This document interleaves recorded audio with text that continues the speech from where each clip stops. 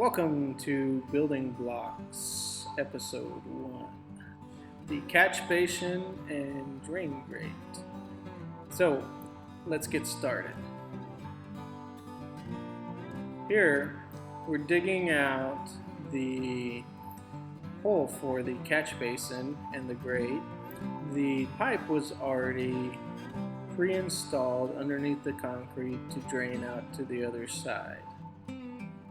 We're using a 12-inch catch basin from NDS Products, and we're cutting the pipe here, taking out all the sediment, all the dirt that had been collected over the years, and we're just going to push some water through that and the hose till it gets to the other side. Once you got that cleared, have an attachment, a reducer, because the pipe that they initially put is a smaller 2-inch pipe, and the catch basin pipe is a 3-inch.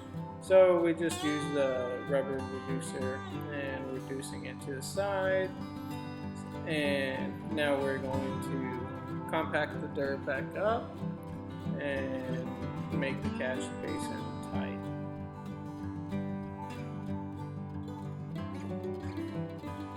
So make sure your drain basin is pretty level and just put all the dirt back that you took out and you're done.